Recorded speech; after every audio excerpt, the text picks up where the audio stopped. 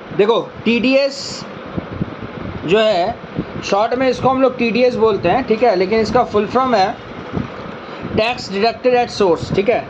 TDS का जो section है, इसमें टीडीएस का सेक्शन 196 से लेके 206AA तक कवर है, ठीक है। बढ़िया से समझना, ठीक है, इजी चैप्टर है, समझ में आया ना। बस तुमको यही सब याद रखना है कि किस पे टीडीएस लगता है, किस पे नहीं लगता है, कितना लिमिट तक लगता है। सबसे पहला नंबर बात, टीडीएस का एक कंसेप्ट, ओवरऑल कंसेप्ट समझो, होता क्या टीडीएस चीज। देखो हम लोग टैक्स में क्या पढ़े हैं, जो इनकम हम इस साल कमाएंगे इसका टैक्स हम कब भरेंगे, असेसमेंट ईयर में, मतलब प्रीवियस ईयर में जो भी कमाएंगे टैक्स कब भरेंगे, असेसमेंट ईयर में। ये चीज़ हम लोग जानते हैं, प्रीवियस ईयर में जो भी कमाएंगे टैक्स भरेंगे असेसमेंट ईयर में, ठीक है।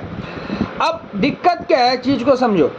सरकार बोलता है कि देखिए आप कमाए इस साल, पैसा मिला इस साल, मज़ा लिए इस साल, टैक्स भरिएगा 1 साल बाद, मतलब मेरे को पैसा मिलेगा 1 साल बाद, ठीक है। तो हम लोग बोले तो हम क्या करें, आपका ही कानून ऐसा है तो वही मानना पड़ेगा। सरकार बोलता है नहीं, देखिए कुछ इनकम ऐसा है ना जहां आप जब कमाते हो तभी मैं उसके ऊपर में आपसे टैक्स काट लेता हूं, माने जब आपको हाथ में मिलेगा तभी हम क्या करेगा, टैक्स काट लेगा। समझ में आया।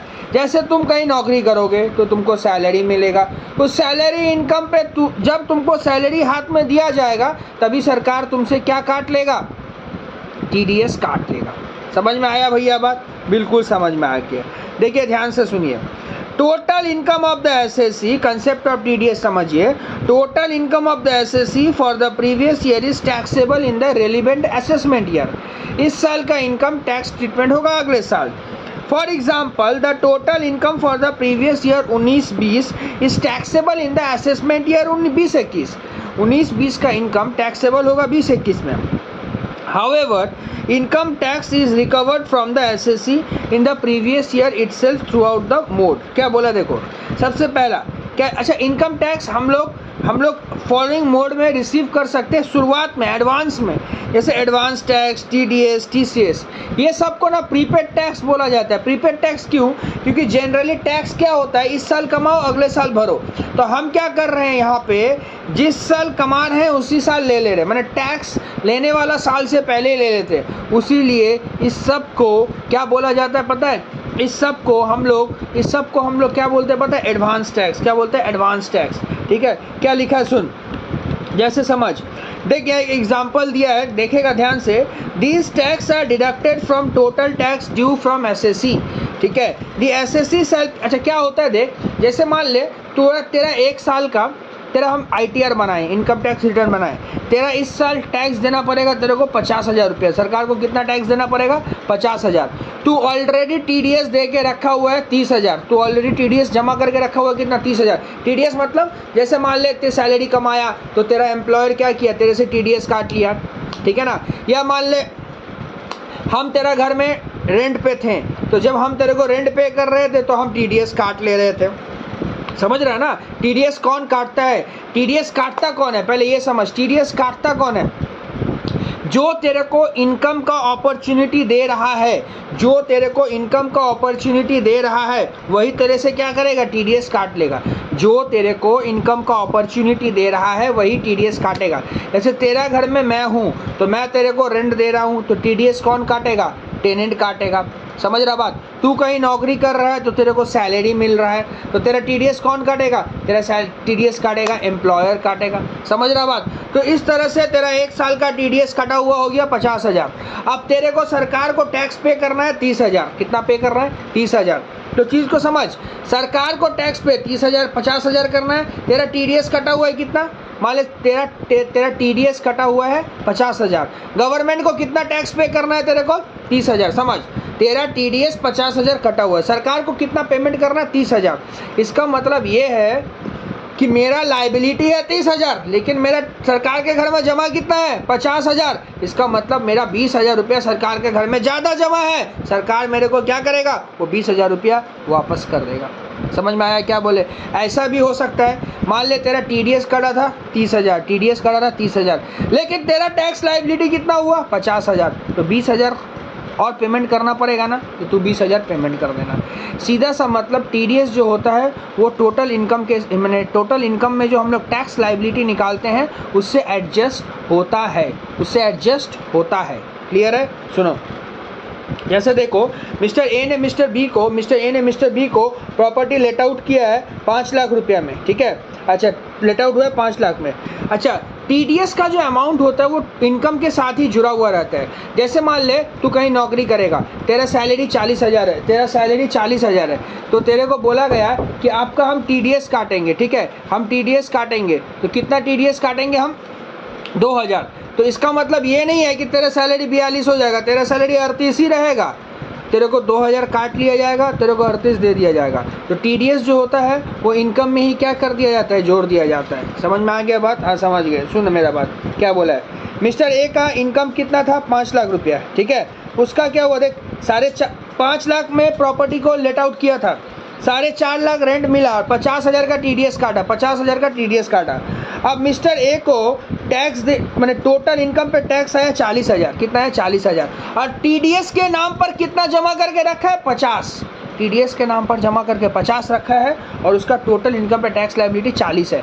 समझ रहा बात? तो मेरा 10,000 सरकार के घर में ज़्यादा जमा है ना, तो 10,000 का मेरे को रिफंड मिल जाएगा। समझ गए भाई? अच्छा, TDS क्या होता है? डिफरेंस में खाली TDS के बारे में ही पढ़ेंगे। TDS is a tax deducted at source, ये प्रेस्क्राइब रेट में दिया जाएगा।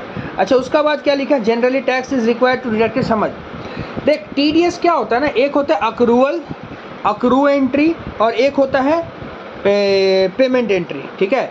तो TDS कब काटा जाएगा? मान ले तू मेरे यहाँ काम करता है, तेरे को मैं सैलरी दूंगा, मैं एक्रू आज कर लिया, लेकिन सैलरी दूंगा 4 महीना बाद। तो एक्रू और रिसीव में, एक्रू और पेमेंट में जो अर्लियर हुआ है वो लेंगे, ठीक है। एक्रू और पेमेंट में जो अर्लियर होगा वही लेंगे। समझ रहा बात क्या बोल रहा है? एक्रू और पेमेंट में जो अर्लियर होगा ना वही लेंगे। एक्रू और पेमेंट में जो अर्लियर होगा वही ले ले, एक्रू पेमेंट में जो अर्लियर होगा वही लेगा, ठीक है।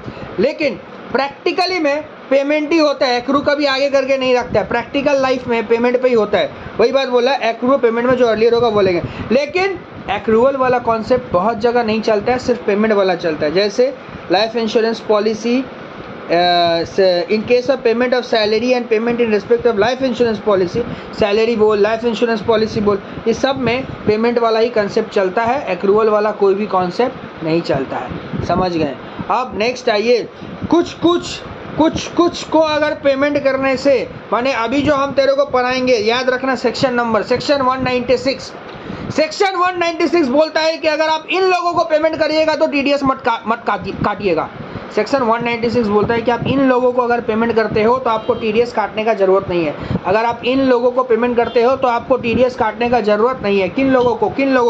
पहला गवर्नमेंट को पेमेंट करना, TDS मत काटना। गवर्नमेंट को पेमेंट करना, TDS मत काटना। RBI, reserve bank of India को कुछ पेमेंट करना, TDS मत काटना। अगर तू corporate establish by under central act में पेमेंट करेगा, TDS नहीं कटेगा। म्यूचुअल फंड में पेमेंट करेगा, TDS नहीं कटेगा। याद रखना, सेक्शन 196 में 4 ऐसा इनकम बोले थे, जब तू पेमेंट करेगा TDS मत काटेगा। समझ गए भैया? 2-3 पेज उल्टा। हाँ, आजा देख, लिखा हुआ है सेक्शन 194B, सेक्शन 196 पढ़ाए हैं। सेक्शन नंबर याद रखना जरूरी है, TDS में जरूरी है। 196 में 4 ऐसा इनकम है जहाँ पे TDS इन लोगों को पेमेंट करने से नहीं काटते हैं। सेक्शन 194B क्या बोलते हैं? अगर तुम lottery, crossword puzzle, game card से जीतते हो और तुम्हारा थ्रेशोल्ड लिमिट 10,000 है, माने 10,000 तक अगर जीते हो TDS नहीं काटा जाएगा। 10,000 के ऊपर जाने से पूरा अमाउंट पर 30% TDS काट लिया जाएगा। पूरा अमाउंट पर 30% TDS काट लिया जाएगा। भैया फिर से समझाइए। मान ले तू लॉटरी में जीता 12,000 रुपया, तो 10,000 का ऊपर है ना, तो 2,000 पे नहीं, पूरा 12,000 पे 30% TDS काट लिया जाएगा। मान ले तू लॉटरी में जीता 9,000 रुपया, TDS नहीं कटेगा। 10,000 का ऊपर जाने से ही TDS कटेगा। Winning from lottery, crossword puzzle, game, other game. ये किस सेक्शन में लिखा? 194B। या इतना तो याद रख सकता है, 194 तो याद रख सकता है, 194B भी याद रख। 194BB में क्या है? इसमें हॉर्स रेस आ जाता है। इसमें क्या आ जाता है? हॉर्स रेस, ठीक है। अच्छा, याद रखना 194B और 194BB दोनों का दोनों जो है ना, एक्चुअल पेमेंट के वक्त एक्चुअल पेमेंट के वक्त दोनों का दोनों जो है एक्चुअल पेमेंट के वक्त ही टीडीएस काटा जाता है।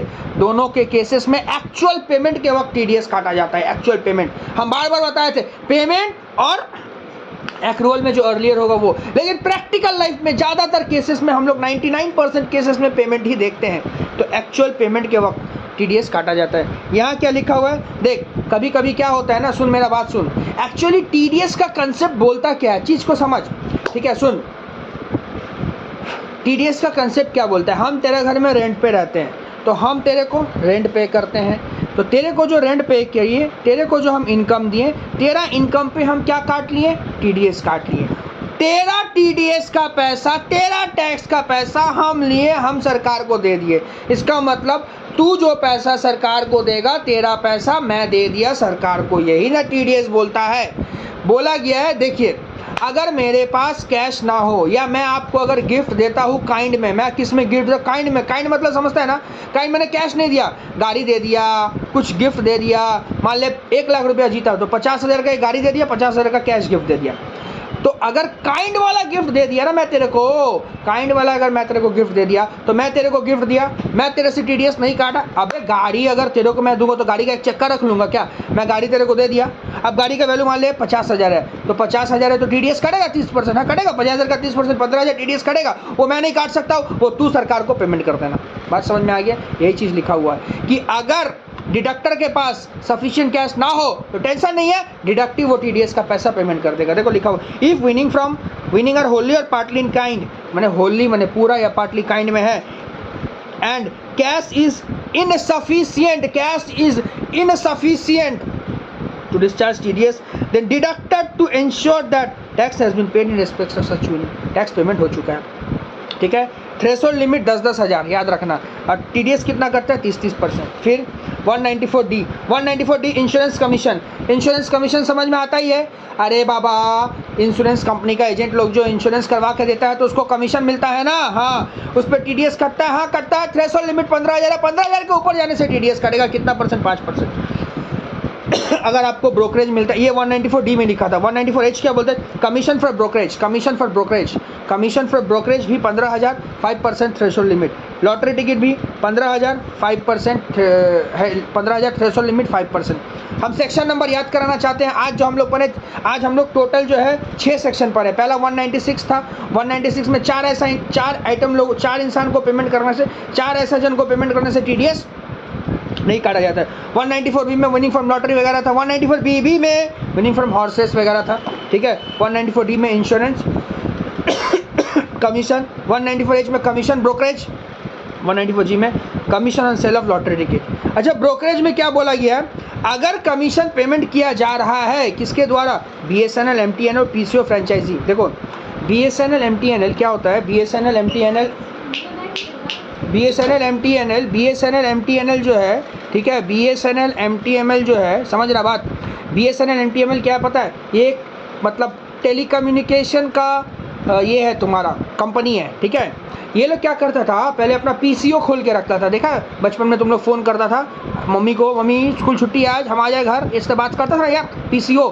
तो वो लोग जो PCO खोल के रखता था ना, तो PCO वाला को लोग कमीशन देता था, तो उस कमीशन पे TDS तुम काट सकता है अगर 15,000 के ऊपर गया तो, ठीक है। लेकिन कमीशन और ब्रोकरेज अगर BSNL और MTNL वाला पेमेंट कर रहा अपना PCO सर्विस को, तो TDS नहीं कटेगा।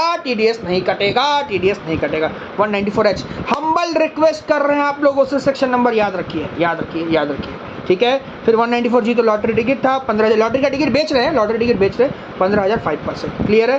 तो देखो बहुत सिंपल भी है यार, लॉटरी वाला का 10,000 था, कमीशन वाला का 15,000 लिमिट था, रेट ऑफ टैक्स 5% हुआ था, यहाँ 30% है, दिक्कत क्या है, इतना तो याद रख ही सकते हो ना। ओके चलो, वेरी गुड, TDS का फर्स्ट क्लास था।